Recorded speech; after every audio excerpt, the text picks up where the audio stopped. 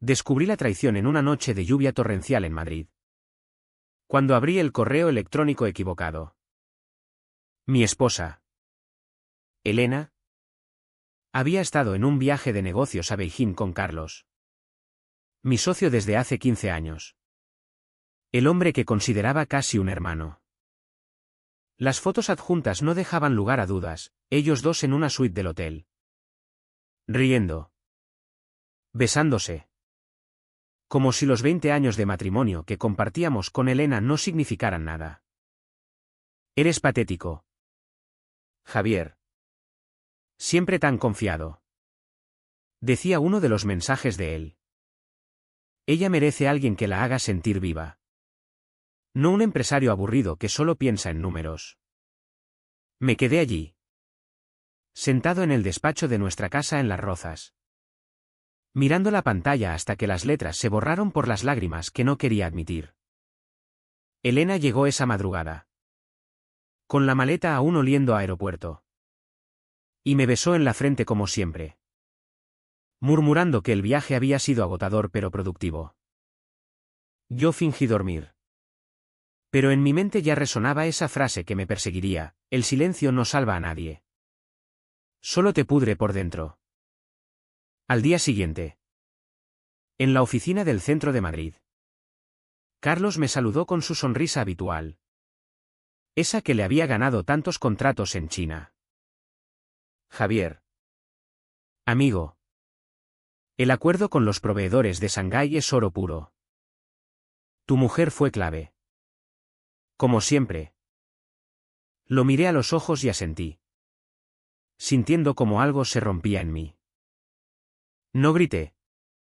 No lo confronté. Solo dije, sí. Elena es indispensable. Pero en ese momento decidí que no sería yo el indispensable para ellos mucho tiempo más. Los primeros meses fueron un infierno de contención. Seguía yendo a cenas familiares, a las reuniones de la empresa que habíamos fundado juntos tras la crisis del 2008. Cuando yo puse el capital familiar y en las ideas brillantes, Elena organizaba todo con su eficiencia habitual, planeando las vacaciones en la Costa del Sol, hablando de nuestros hijos, Ana y Marcos, que estudiaban en Barcelona y Valencia. Yo observaba cada gesto, como Carlos rozaba su mano al pasar los documentos, como ella evitaba mirarme directamente cuando hablábamos de nosotros. Intenté convencerme de que podía perdonar, de que el matrimonio era más que pasión fugaz, que por los niños, por la empresa que empleaba a 50 personas, valía la pena callar. Pero cada noche, solo en la cama mientras Elena dormía plácidamente, revivía las fotos. Me repetía que el ser humano no vale nada, que la lealtad es una ilusión para tontos como yo. Si ellos pueden traicionar sin remordimientos, ¿por qué yo debo sufrir en silencio? Empecé a observar más. Registré sus correos. Instalé una app en el teléfono de Elena sin que lo supiera, algo que nunca habría hecho antes. Pero la traición te cambia. Descubrí que no era solo un affair, planeaban irse juntos, llevarse parte de los contactos chinos, fundar una nueva empresa a mis espaldas. Carlos, con su inteligencia calculadora, había convencido a Elena de que yo era un obstáculo, un hombre estancado en el pasado. No actué de inmediato. Esperé. Fui al psicólogo que recomendó un amigo, fingiendo estrés laboral. Y allí vomité parte del veneno. Pero no todo.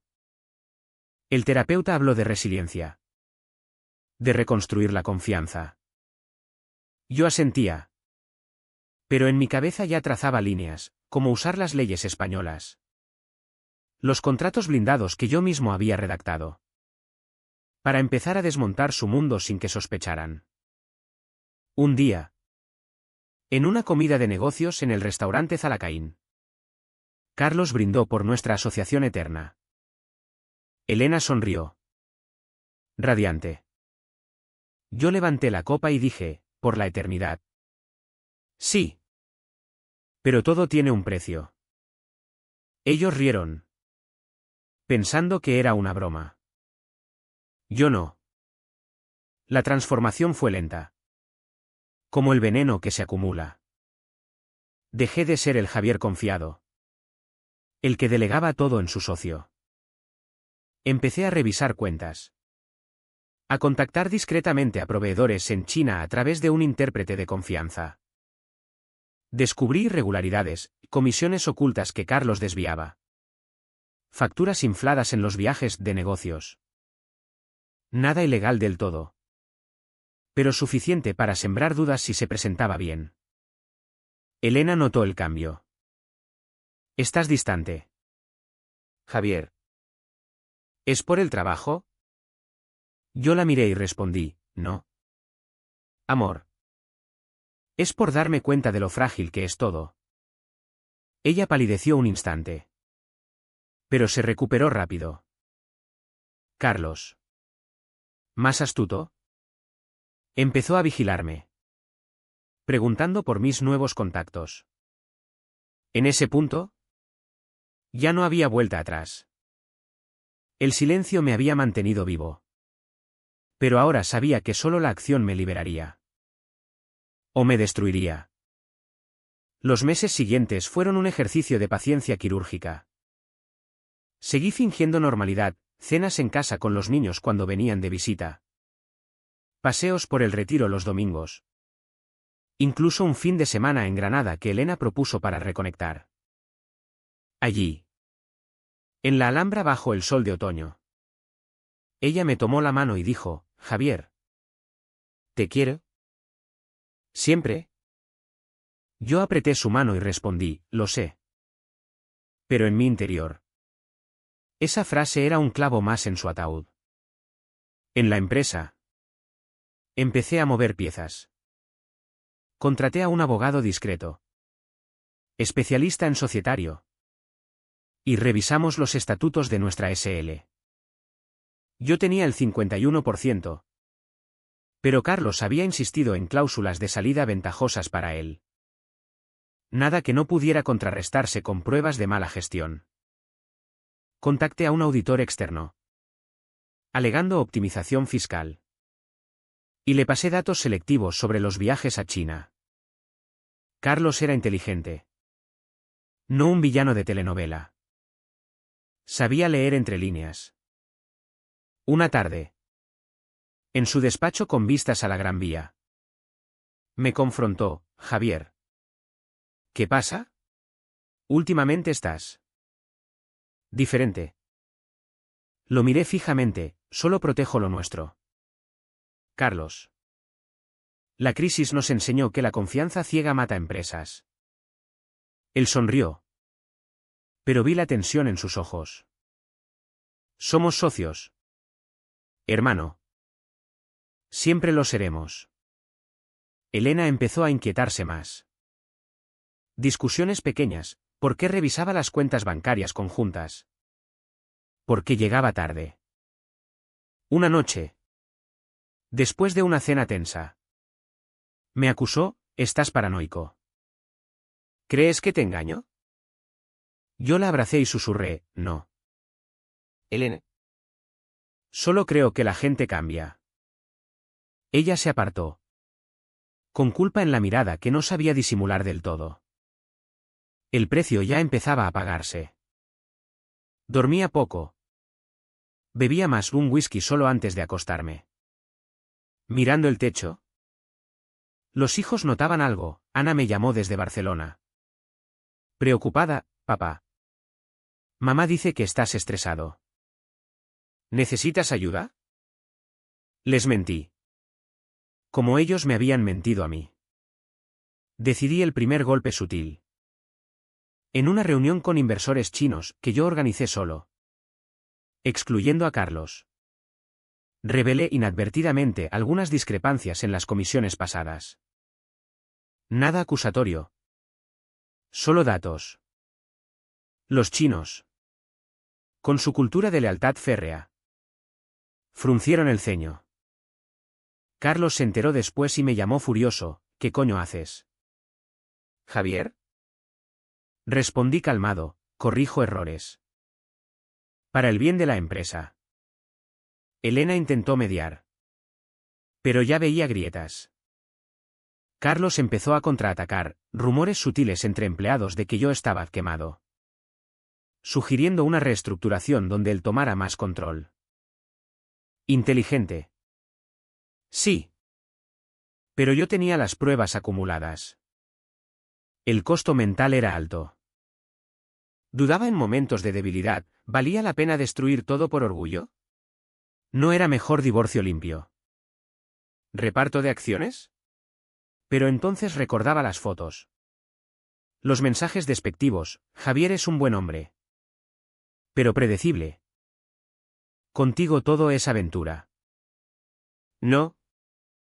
El silencio no había salvado nada, solo había permitido que creciera el tumor. Avancé al siguiente nivel, contacté a la familia de Carlos. Su mujer. Marta. Una mujer devota que ignoraba todo. Le envié anónimamente algunas fotos. Borrosas pero claras. No para destruir su matrimonio de inmediato, sino para sembrar duda. Marta lo confrontó, él lo negó. Pero la tensión creció. En Navidad. La cena familiar fue un teatro. Carlos llegó con regalos caros. Elena radiante fingiendo. Yo brindé, por las verdades que salen a la luz. Tarde o temprano. Todos rieron nerviosos. El año nuevo trajo el primer quiebre real. Los chinos retiraron un contrato importante. Citando irregularidades internas. Carlos culpó al mercado, yo sabía que mis correcciones habían surtido efecto. La escalada fue inevitable. Carlos contraatacó con fuerza, propuso una junta extraordinaria para revisar la dirección. Insinuando que mi estrés reciente afectaba decisiones. Elena me apoyó en apariencia. Pero vi sus mensajes con él, tenemos que controlarlo antes de que nos hunda. Yo ya había preparado el terreno. El auditor entregó un informe preliminar, desvíos menores. Pero suficientes para cuestionar su gestión en Asia. Lo presenté en la junta. Calmado. Factual. Carlos palideció, esto es una caza de brujas. Javier. Después de todo lo que hemos construido. Los empleados se dividieron, algunos leales a él empezaron a dimitir. Elena lloró esa noche, estás destruyendo nuestra vida. Yo la miré, no. Elena. Vosotros la destruisteis primero. El precio se hizo más pesado. Ana vino de visita y me confrontó, papá. ¿Por qué atacas a Carlos? Es como familia. Le mostré parte de las pruebas, no todo. Para protegerla. Se fue llorando. Diciendo que éramos monstruos todos. Dudé entonces. ¿Era yo el monstruo ahora? Las noches eran pesadillas, revivía la traición. Pero también imaginaba sus vidas rotas. Carlos era astuto, contrató detectives para vigilarme. Descubrió mis movimientos. Me llamó, si sigues. Te arrepentirás. Tengo cosas tuyas también. Amenaza vacía. Pero me hizo pausar. Usé eso, filtré a la prensa financiera rumores de irregularidades en nuestra empresa. Las acciones cayeron, inversores presionaron. Elena propuso separación, déjame ir. Javier. ¿Por los niños? Respondí, no. Pagaréis el precio completo. Avancé manipulando emociones. Invité a Marta. La mujer de Carlos. A un café por viejos tiempos. Le mostré más pruebas. Ella lo dejó esa semana. Carlos. Desesperado. Intentó reconciliarse conmigo, hablemos como hombres. En una cena privada. Solos. Admitió parte, fue un error. Javier. Elena y yo. Pero la empresa es lo importante. Lo grabé todo. El punto sin retorno llegó con la demanda. Usé la grabación y el informe para acusar a Carlos de malversación. Elena, aterrorizada, confesó todo en casa, lo siento. Javier. Fue un impulso. Te quiero aún. No la creí. El amor no traiciona así. Dije. Ella empacó esa noche. La empresa se tambaleó, vendí mi parte mayoritaria a un grupo chino leal a mí. Excluyéndolos. Carlos perdió todo, juicio pendiente. Mujer GAN. Reputación manchada. Elena suplicó custodia compartida, accedí. Pero con condiciones financieras duras. Los niños me odiaron al principio, nos has destruido la familia. El costo, soledad absoluta. Amigos se apartaron. Temiendo el Javier vengativo. Dormía con pastillas. Veía terapeutas que diagnosticaban depresión. Carlos intentó un último golpe, demandó por difamación. Pero mis pruebas eran sólidas, ganó yo. Los años siguientes fueron reconstrucción fría. La empresa prosperó bajo nueva dirección. Pero yo me retiré. Viviendo de rentas en un piso pequeño en Salamanca.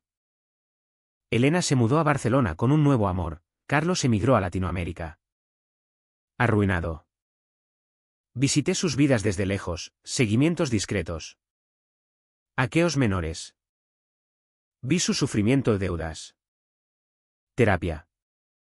Soledad disentí. Nada. O vacío.